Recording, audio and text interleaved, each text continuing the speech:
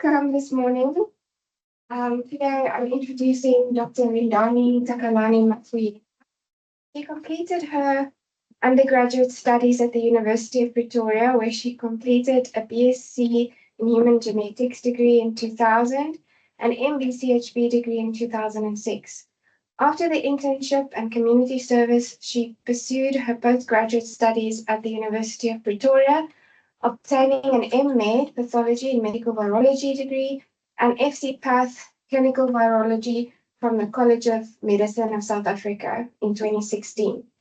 In addition, she completed a Diploma in HIV Management from the CMSA in 2013 and certificates in Businessand Management Development from GIBS and Financial Management from University Online.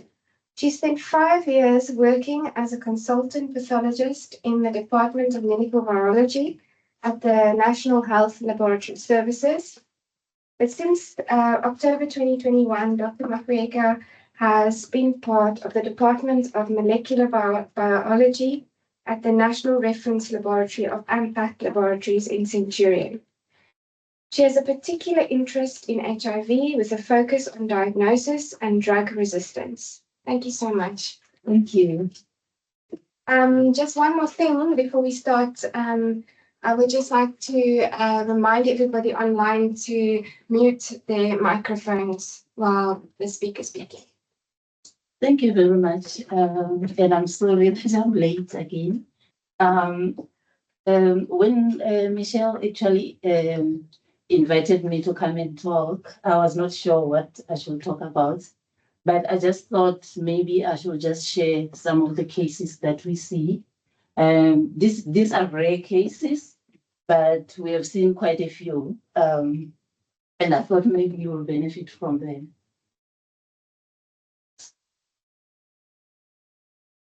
Okay. Yeah, the first case is Mr. MK, a 32-year-old gentleman who was admitted to ICU.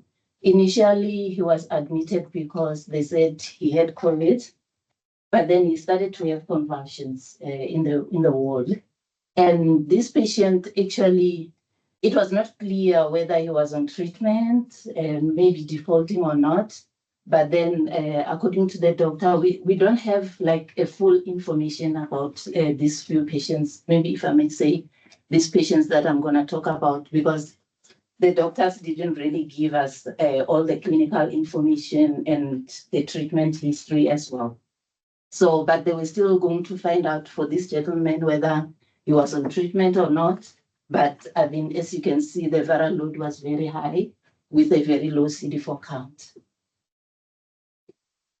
So when they initially worked him up, they did TB. Of course, the TB urine lamp was positive. I am not too sure. It sounds like they put him on TB treatment at that time when they had this result, but the culture was negative. And then he had serum creatinine antigen positive, and then but the CSF then it was negative. And then when they did CMV in the blood, you can see it was very low, 271. But in the CSF, it was very high, 366,000. So at that time, then they decided they are going to treat him for, of course, CNS infection for CMV. So they gave him IV. They started IV ganciclovir. And then the treatment of HIV, it was not very clear when exactly they started, but it was definitely more than 2 weeks. Because by the time that the doctor started to talk to us, I think the patient was on treatment for some few weeks before they started ganciclovir. Before they started ARVs again. So 22 days after they started ganciclovir, they repeated CSF, and then it was going down. You can see around 30,000, and the cells, there was not much of a difference. You can see they did TB culture again, which was negative, but the crypto antigen was positive. So I think by then they started to treat also for the crypto. at the time. And then the CSF was repeated 40 days later on treatment. And you can see the polymorphs were still 0, but the white cell was, high a little bit, and the mononuclear cells, and then the proteins was a little bit elevated as well. But the CMV viral load was going down. But at this stage, they were also worried whether it's really going down enough. They were concerned about this patient. But at that time, they felt he had improved significantly clinically when he was in the ward. And they were worried that, he stayed for a long time. And I think by that time, he wanted to go home. So they wanted to change ganciclovir to an oral valganciclovir. And then they wanted to discharge him just to go home for some few days, and they will do close monitoring. And then unless if he deteriorated, then he was supposed to be admitted again. So when they repeated 57 days later, you can see that it was not really going down. I don't have a clear indication as to when did they really started to worry to change treatment.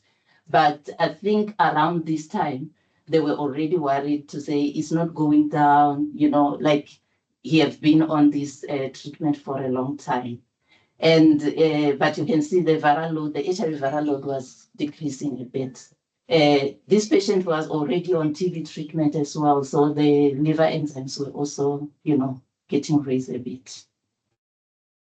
So at this time, they continued with ganciclovir, but I think they decided to add foscarnet as well at that time, because you can see on the 88 days after the treatment, the ganciclovir, the viral load was very, very high.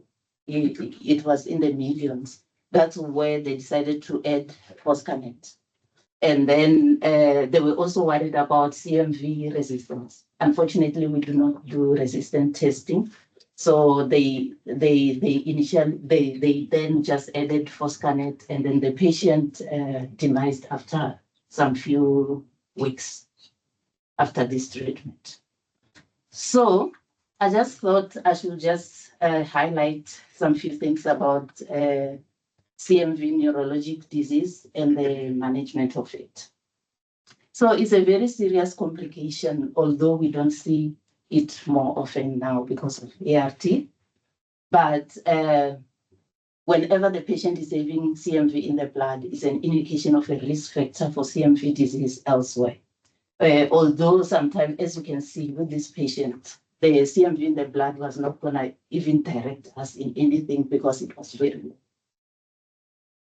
Most cases who are having CMV neurological disease, they've got very low CD4 cell counts, most of them less than 50.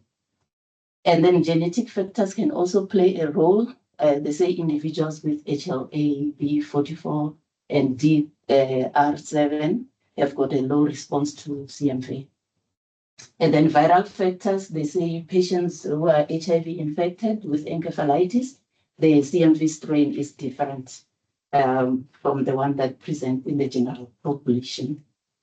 And then with the neurological disease, it usually involves everything: the spine, the brain, the dorsal column nerve root, and the peripheral nerves as well. And then usually the patients will present with one of the following: the encephalitis, they will have altered mental status, and then they can actually present with symptoms that are difficult to distinguish whether is this cognitive changes because of HIV or not. And then they can come with confusion and delirium. And then some, they can come with myelitis, and then weakness in the lower extremities and hyperactive reflexes. And then others, they can present with polyradiculopathy. And then others, they can come with peripheral neuropathy. So in terms of diagnosis, of course, it is very important to exclude any space-occupying lesion with MRI or CT scan. And then you have to do lumbar puncture, and then CMV DNA in the CSF is strongly suggestive of CNS infection.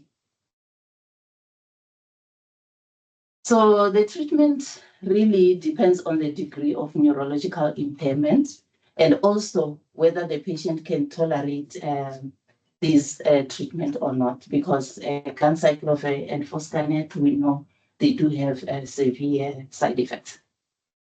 So with patients who have got severe disease, the patients who have got severe disease is those who will present with altered mental status, and then also they will have any form of neurological fallout.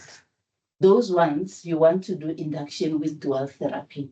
You want to give ganciclovir and foscarnet IV as an induction, and you have to give it up until the patient have recovered symptomatically. And then after they've recovered, you can now, maybe if the patient is able to take oral, you can change it to ganciclovir. So if the patient is not able to maybe tolerate the dual therapy, monotherapy is still good enough. Like most of the doctors, they give ganciclovir IVI because it's the one which is readily available. And then you can also give foscarnet if the patient is not tolerating ganciclovir. So after the patient has recovered, then there should be some maintenance therapy with ganciclovir monotherapy. And this must be given up until the patient has cleared the CMV in the CNS. And also the CD4 of the patient have to be more than 100 for us to stop the treatment for at least 6 months. And then the chronic maintenance usually is given for patients who haven't optimized in ARVs. And these ones you are going to give up until the patient has suppressed the HIV viral load and they have got adequate immune response as well. So with a mild disease, you can actually give just monotherapy from the beginning. And if a patient is able to take oral, it can be given as an oral. And if the patient is not able to take oral, of course, you can give it as IV. So in terms of the side effects, I mean, we know this drug is very bad. We have to be aware of the neutropenia and thrombocytopenia because even this patient, at some stage, they were worried about that because the patient did have thrombocytopenia. And then foscarnet is also having other problems in terms of the acute tubular necrosis as well. And then also it can cause hypokalemia and it could cause hypomagnesemia, and then hypokalemia and phosphate abnormalities, and rarely genital ulcers. And then cidofovir is also another alternative treatment that can be used, especially if the patient cannot tolerate any of the other two drugs. I'm not too sure how readily available cidofovir is. I've never had, most of the doctors don't use it. But also the problem is also nephrotoxicity with this drug. So this drug, it can be used in resistance or in patients who cannot tolerate any of the other three drugs, maribavir. And it's actually not an available drug. I don't know if in South Africa we even have this one. And then in terms of ART in such patients, when do we really start? We know that ARTs can cause iris in this kind of patients with CMV infection. And then it must be initiated at least 14 days after the CMV therapy have been started. And it may be also delayed in patients who have got progressive neurologic deficits. So with this patient, I think, had convulsions at the beginning, and then later on, when they came back with that very high viral load in the CNS again, I think the patient was having convulsions again. So this patient was not really getting better, was deteriorating. So I believe the questions will come at the end. So I can go to another case. So this case is Mr. CJ, who is a 53-year-old farmer from Limpopo. Otherwise healthy gentleman. He didn't have any chronic illnesses of notes or chronic medications or anything, not immunocompromised. He had a history of some alcohol use, but not severe. So this patient presented at the GP with flu-like symptoms.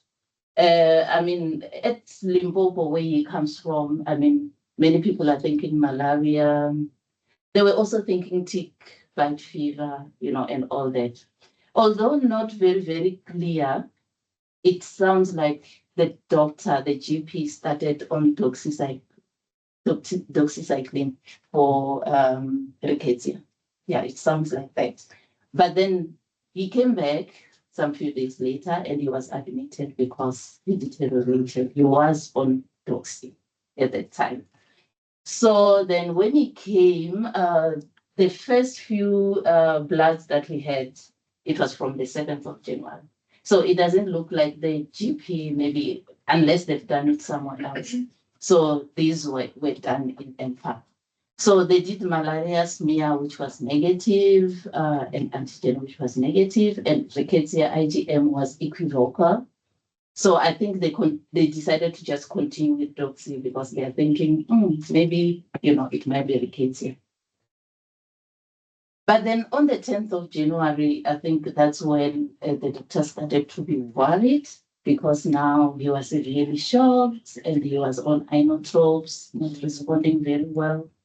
And then we spoke to them and then we asked if the patient had got any SPOS and any signs of tick bites or anything. They said no, there was nothing of that nature.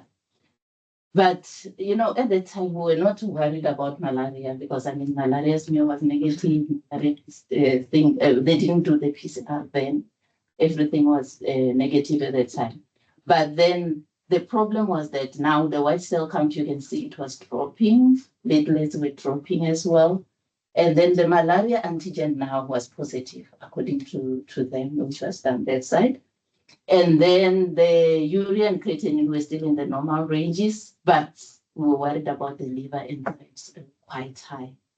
So that actually raised an alarm that there should be something else going on. This doesn't look like it's malaria. It doesn't look like it's rickettsia as well.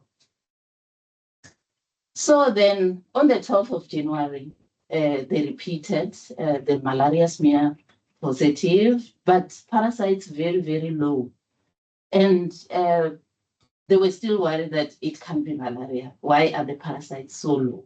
And then, but the patient now, it was deteriorating. You can see the urea and creatinine now, it was very high. Actually, the kidney functions were bad, was getting bad.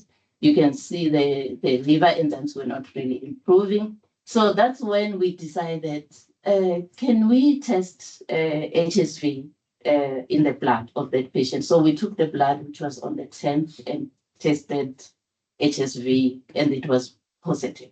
And then the serology, although the doctor didn't request it, but in retrospective, we actually took the blood and then we did the serology just to see how the serology was, and we found that the IgG was negative. So now it was that the doctor had missed HSV hepatitis. So this patient was a primary infection HSV, and when they presented flu-like symptoms and all those things, they didn't think about that because it was not an immunocompromised patient. So when they saw the liver enzymes as well, they also didn't think about that. So the reason why we suggested the HSV PCR, it was because we saw that the white cell counts were dropping, the platelets were dropping. I mean, they were very, very low there at 66, you can see. I mean, typically we see that with herpes hepatitis. And then also the liver enzymes, usually they are above 1,000. They are very, very high. So this is our HSV hepatitis alert that we put in our lab. If we see a patient who presents with severe hepatitis and then they are chasing maybe A, B, and C, and there's nothing which is positive, we usually suggest with this kind of patients who've got low platelets, and usually even with these patients, the pills are being by them, they were normal at the beginning. And then the ALT and AST above 1,000. We usually just alert the doctors to say, please think about HSV and PCR for these patients. So herpes hepatitis is actually very rare, especially in immunocompetent patients. It's very rare. It's a rare complication, but it's severe. And approximately 30% of individuals, they will have some oral or genital lesions. We have seen such kind of patients. Actually, I've seen 2 since I joined Ampath. This other one was actually admitted in ICU, and they were busy chasing hepatitis A, B, and C because the liver enzymes were very bad. And then only when the sister in ICU was cleaning the patient, she notified the doctor, this patient has got lesions, genital lesions. Then when they swabbed the lesions, then it was HSV. Then we did the blood. It was very high in the blood as well. So that's when they started treating with SA powder. So we have to have a very high index of suspicion in patients who have got fulminant hepatitis, of which we don't know what is the origin, especially if everything else is negative. So we have to think about it, whether the patient is immunocompromised or immunocompetent. So the risk factors, of course, for herpes hepatitis is like neonates and patients, of course, who are in immunosuppressive drugs like steroids, patients who are immunosuppressed, HIV infection, malignancy, and pregnant women. So HSV hepatitis is associated with very high morbidity and mortality, but early diagnosis and treatment is very important. If we can diagnose early and treat early, these patients, they still do survive. And then the duration of treatment is very, very unclear, but you have to check the patient's clinical response and also monitor the liver enzymes to see if they are improving or not. And then also it's important to make sure that viremia is cleared as well. So in conclusion, herpes viruses are very common. We know that most of us, if not all, we have been exposed to herpes viruses. We will have serology positive. But severe disease is usually seen in immunocompromised patients.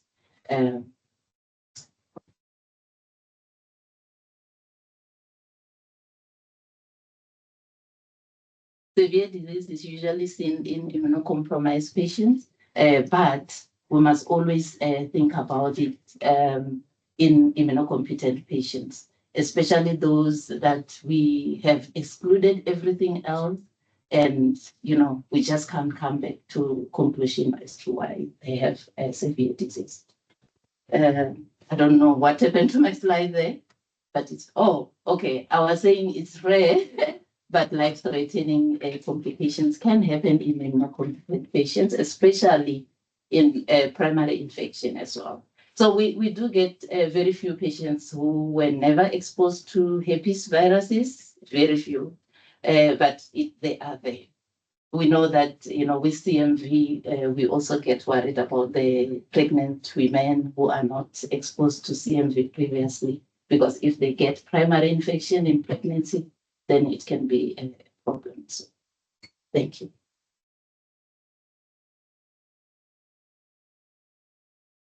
Thank you very much. Anybody online that have any questions, just to remind everybody to be mindful of the mics and turning them off when you're not speaking. Oh, yes. And if you could post your details for CPD points in the comment section, then we can add it onto our list for the HBCSA. Thank you so much. I think it's really great presentation. This touches quite cases that perhaps they're not rare, perhaps they're very common. Perhaps it's about actually people diagnose what they know. Yes. If you don't know it, if you don't think about it, you won't know about it. So it means someone is not a substitution for thinking. You have to think about it for you to make the diagnosis. And there's one thing that entrenched me about CMV. We have a patient recently that we admitted with the recurrent gastroenteritis. For whatever reason, CMV seemed to be very kind of, whether it's an intelligent virus or not, difficult to say, but you're a virologist. I hope you will give me, it said some insight into it. It looked like CMV as a virus have these compartmentary kind of presentations where you sometimes do a complete viral load which is negative, but when you bounce to the colon, you find that it's in the colon become diarrhea. Or now CNS, I mean, again, when you do this peripheral, it's low, you do CF. How did the CMV achieve that? Because, I mean, is there any kind of tram walls on CMV world that they build up into walls that nobody can see where they are, or what? You know what? That's how CMV is. You know, it's not always in the blood whenever it causes disease elsewhere. It can be colitis. It can... What do they have genetically that make that? Because you do herpes, you find that's peripheral. You do HIV, imagine HIV start behaving that way. So it means you can't diagnose that. So there have to be something unique about CMV that can actually limit itself to the GI tract or to CNS or respiratory, because even CMV pneumonitis again, different kind of disease. The question, any mechanism or even now, but anyway. Yes. That's why, you know, with the colitis, if you take the tissue, usually they're able to see the inclusion bodies. But it may not be, because remember when it's you know, when it's in the blood, it's when it's reactivating. And then it spills then to the blood. When it's already established infection in the gut or something like that, it's not necessarily spilling in the blood. You will find it in the blood. I don't think you will find it like negative. Usually it will be lowish, like the way we have seen, like 200. I mean, at that time, you won't be thinking treatment for such a patient. Although there's no like a clear guidelines for most of the patients, a cutoff for treatment, except the transplant patients. You know, like most of the patients, we use transplant cutoff, either solid organ transplant or, you know, hematopoietic cells transplant. So, but then with HIV infection, I still remember we did a small study when I was still in the NHLS at UP. It was ICU patients whom we have seen who have got CMV reactivation. And then most of them, they had CMV pneumonitis, but there were a few who had like colitis. And then we did a study monitoring the CMV viral load in the blood.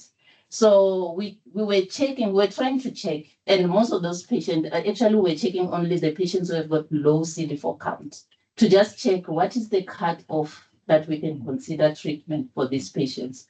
But then with those patients, it's just that we did retrospective. Some patients were not on treatment at all, and some patients were put on treatment when the CMV was detected in the blood, even if it was low.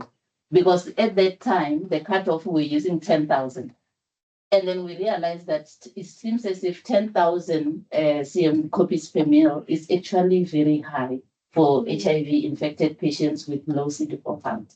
So then we analyzed the data using the patients who were in ICU at that time and previously, those who were treated very early in infection with a very low CD4 count of 1,000, they did better than the patients whom we waited until maybe the CD4 was above 10,000 or 5,000 or something like that. So we realized that the cutoff for treatment for HIV patients with low CD4, it shouldn't be 10,000, shouldn't be 5,000. Actually, it should be less than that. Yes. Yeah, because there was a high mortality in patients who were treated with it.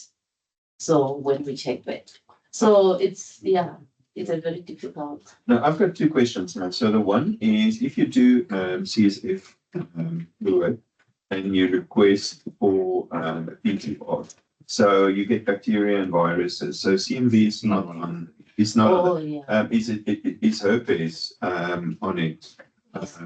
So you have to specifically ask For for CMV. CMV. Yes. Otherwise, it's not.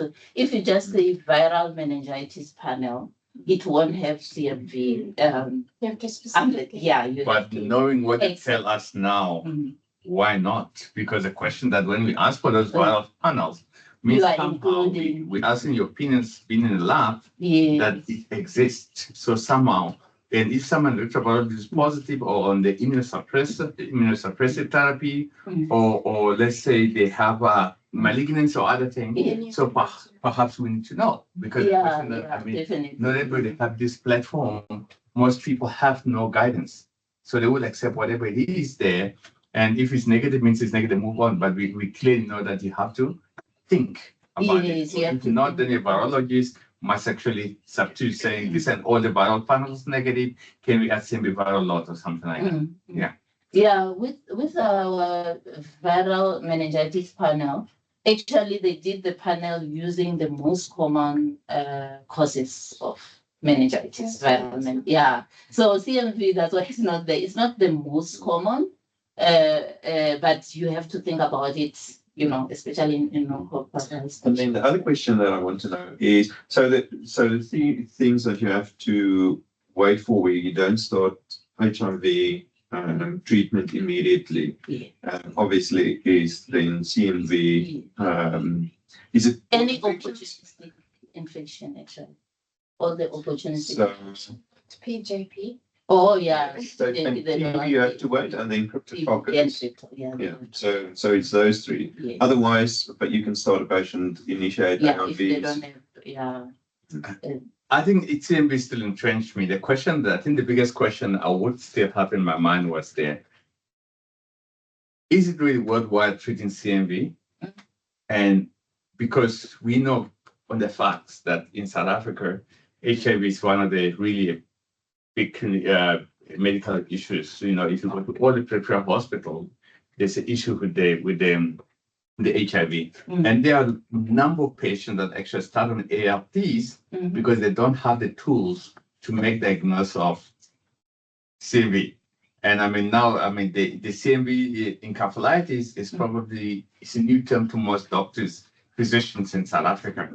And most of those patients probably have been started on ARVs in respect because they are not aware of the virologist tool, but also see a ganciclovir in the country currently says Section 21, which we have to import. Now means it's not in the government, it's not in most centers. So is it worthwhile actually checking for it? Is it worthwhile delaying treatment for something that probably might not even get over? And we know for the fact that if we treat CMV for 21 days, after 1 week later, it's already sitting at 1 million because of repeat kind of replication. So the question with CMV is not really, I think for me, it's not about treating ganciclovir, but it's about actually, because it's a result of immune deficiency, it's about restoring the immune function as urgent as possible. That's why for me, I always treated like PCP. Yeah. You start immediately ARVs and if ganciclovir go along the way and then see what happens. The problem is iris. Because even, the doctor who was treating that patient, she was also worried, thinking, maybe this is iris, why is the patient, getting worse and all those things. But we're thinking, because she started quite late with the ARVs again, maybe not iris. Should we not be challenging iris though? Does iris actually exist? Because that's what we read in the books. What's the latest evidence? Because which I don't know. exactly. Oh, yeah. Because the question of why do we stuck on ARIS? And Because again, the steroids are also controversial in Yeah. viral infections. exactly. So I don't know. So I think we must re-challenge the ARIS definition again, and then we need to start making our own, because ARIS was really something that was actually brought from Europe and all those. But they don't see the same Don't see it. conditions as ours. Genetically, we're different. The people that get CMV viremia, not everybody with HIV actually gets CMV viremia. It's only the same kind of people who are genetic, as I mentioned, the MSH before, Yeah, yeah, exactly. So perhaps maybe you must just look at the immune system, the genetic component. Maybe if not everybody actually needed that. Because I mean, we don't are aware of that. I mean, as a South Africa, we're completely different genetically compared to other races international. I think maybe we should look at it rather than actually popping what it is. The genetic component is not really well studied. Like this, No, but we don't really know much about this. So we're actually behind. Yes. The patient with the herpes simplex, if you can recall, was it a Caucasian patient? Yes. Yes. Because we have an observation It was. that where this kind of horrible fulminant kind of hepatitis and which looks like primary infection. I mean, we've seen one or two of them, and they've always been Caucasian. I mean, it's not common. Was it a Just primary? an observation. Yes. Oh, okay, yeah. No, but you don't see that in black patients. Yeah. Black patients No, have Even the two that I've seen, they were Caucasian. Yeah. I think they have deficiency, human because of antigen something there. I think I remember we have to. Yeah. So they have some deficiency there. That's why it's always very important in the hospital. Obviously, midstream, we tend to treat everybody who come with pulmonary hepatitis. You start IV acyclovir immediately while you're waiting for the acyclovir. Yeah. So again, you have to think about it, consider it before. But my biggest interesting question it was a great presentation, but having that positive malaria, should we not be thinking about viral fevers that happen because we have patients from Uganda that come with dengue fever and all of them cannot be one of them. Or is it? You mean viral? Exactly. Because they did think about it. Okay, was it the test done? No, they didn't do the test. They did think about it, but then they said, no, like usually the patient won't, it won't prolong like this. So we won't know. But the question because they have reactivation also. But it can look very similar. There's a hepatitis. There's yes. Actually, what they thought about it was Crimean Congo. Yeah, it's not much like the Crimean. Malaria got transmission with, I think, dengue. Malaria got one virus that transmits. It's common in Uganda. So they tend to have present with pulmonary edema, a bit of hepatitis. Yeah, but they could go into pulmonary edema and all those. Yeah, but I think malaria got one transmission. I can't remember the virus, but I think it's dengue. I think. I'm not so sure. I stand to be corrected, but normally you can't associate malaria with certain virus. So I would not have wanted to go for herpes because herpes could have been different the moment malaria become positive, because there's always association that the mosquito vectors transmit certain kind of virus. And that would be a relation to it. Very interesting. Thank you. And if you can see on the first patient, actually I forgot to mention that patient, they also got HSV PCR low positive in the CSF, if you saw that. Yeah. To confuse you a little bit. Yeah.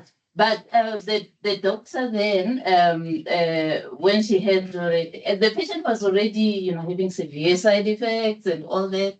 And then she was skeptical to add other drugs and whatnot. But ganciclovir have some, it does have some activity against herpes simplex. Yeah, it does. Although with the infection, CNS infection, they recommend a second one.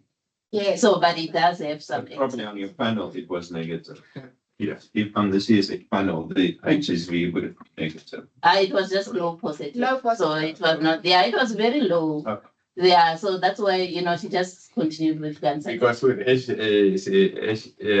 herpes, you actually low positive because we don't have the the copies like in this. Yeah, we don't So have we the just, variance. it's a positive negative in Yes. PCR. We call it low positive if the CT value is very high. But it's Usually it's very low. People count patients. I mean, it feels like a test positive for Everything. everything. We have one patient that, the whole list of opportunistic Mm, effect. it was positive. Or No, you but I What's think on the test are positive? everything. PJP has CMV, Hmm? he's got TB, Yeah, that- he's got, everything, but which is the predominant kind of The- presenting thing, the culprit. yeah, then you don't know which one is the culprit. And those patient does not require delaying ARVs for 2 weeks. Yeah. They need ARVs Just now. Now. And deal with the battle fast comes. I mean, we have currently a guy who in ICU. I mean, he got was CMV, TB. But then we started ARVs, he got TB. How can that PCP. immune reconstitute because they've got so much going on in the Exactly. So you have to treat them. You have to kind of. So what do you do with such? Do you Now we wait? start ARVs already because when PCP was the beginning. Oh, they were already on it. Yeah, we start now. We Oh. start Started TB. with the presentation. Oh, of okay. PJP. And there was no iris. No, well, But it's still too sick for anything. They were too sick.